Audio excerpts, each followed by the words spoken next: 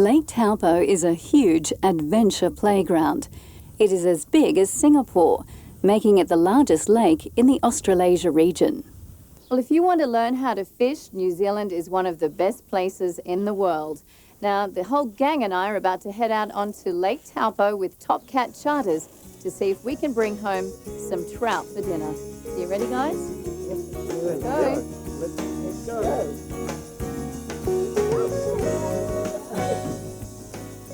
Top Cat is a 12-metre catamaran which can accommodate up to 25 people. As you head out, keep an eye out for the luxury waterfront homes. And keep some snacks ready for the ducks that don't mind working hard for a meal. Skipper Brian Novus will give you a few tips on the best fishing locations.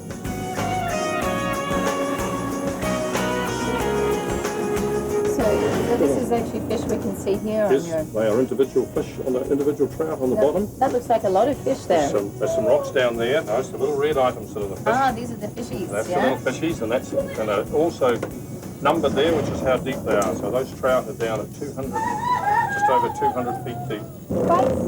The lure, see that? Those little wee thingies that are the coloured ones. That's called the lure. With this. Rainbow and brown trout were liberated in Lake Taupo more than 100 years ago, and this is one of the last true wild trout fisheries in the world. And you don't need a lot of luck to make a catch here.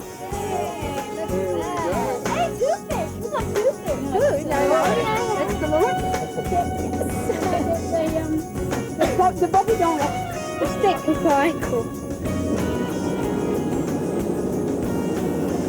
There are more trout caught in New Zealand than anywhere else in the world. Well, the only way you get to eat trout in New Zealand is if you catch it yourself. And Brian, why is that? Well, it is regarded as a sporting fish in New Zealand, so you can't buy trout out of the restaurants, you can't buy them in the shops. So if you want a trout, you've got to catch it yourself, and you've done that today. So yeah. So what's our next step? We've got to cook it for you. I guess so. But what a nice place to catch a fish. I mean, look at the backdrop here. It is. It's absolutely lovely. And you can drink all the water. It's some of the purest water in the world coming down there. That's drinkable, yeah. Yeah, we can make whiskey out of that. You want to go over there and get us some? Oh. While Brian cooked the fish, I tried a spot of claybird shooting. Oh! Oh, bummer! Our delicious lunch was soon ready. It tastes so good when you catch it yourself. They come straight off the skin. And we'll add some little biscuit to that. That's all just really good. That's fantastic. Well, let you try a little bit. Okay. So we got a little bit of pepper on there, do you? A little lemon, pepper, brown sugar. Bon appetit. Wow.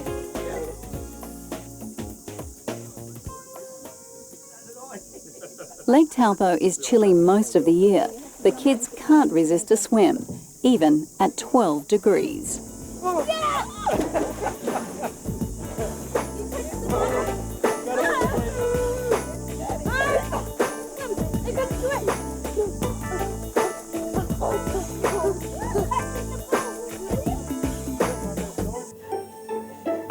Our next stop involves some more fishing, but this time it was at the nearby Waikato River. This is the world's only geothermal heated prawn farm, and you are truly put to the test, hook, line and sinker.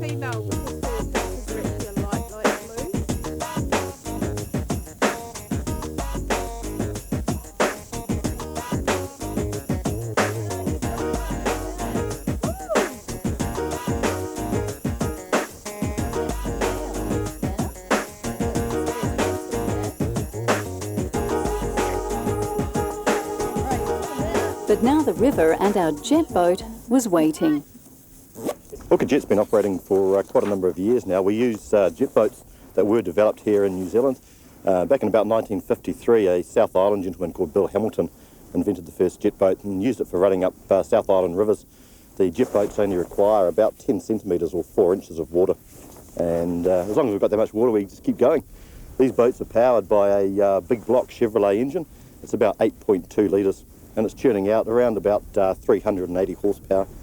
The jet unit itself draws water up from beneath the boat, squirts it out through a nozzle, and by turning that nozzle, that's how we steer the boat. It's pumping around 400 litres of water every second, and the boats are capable of speeds around 80 kilometres an hour.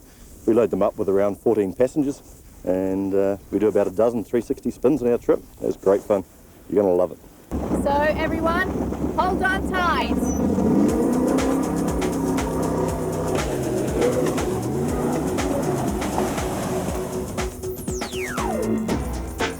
The Hooker Jet is one of the most exhilarating rides in New Zealand, and it is safe for all the family.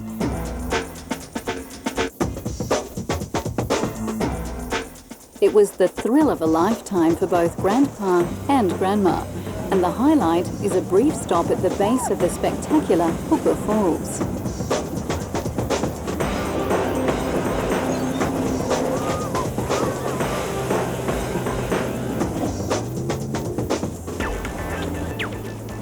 Then we were off to Christchurch Airport and the International Antarctic Centre. This city has been the gateway to Antarctica for more than a century.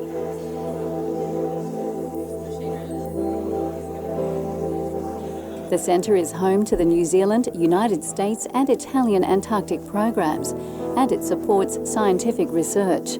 It also illustrates the South Pole's icy history and what conditions are like for those who live and work there.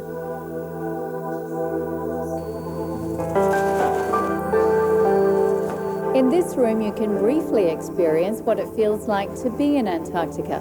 Right now, it's a warm summer's day of -5 degrees, but in winter, you can get down to around -30 or 40.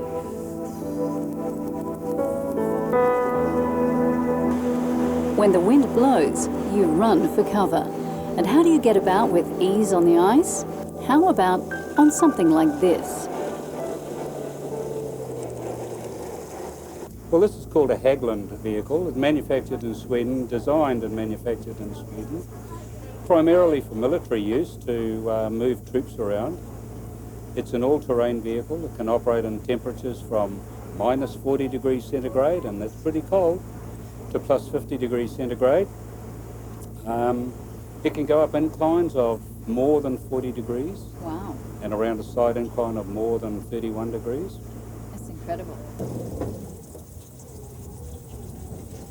This might not be a fast ride, but it is a thrill taking on every terrain at all angles.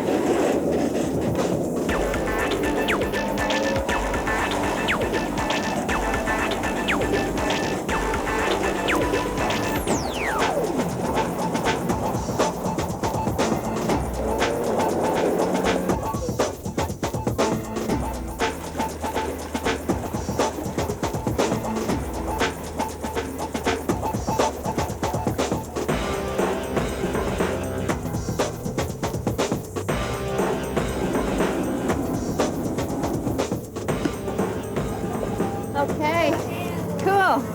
That was great fun. The next stop was home, tired and happy. The best way to end a family vacation.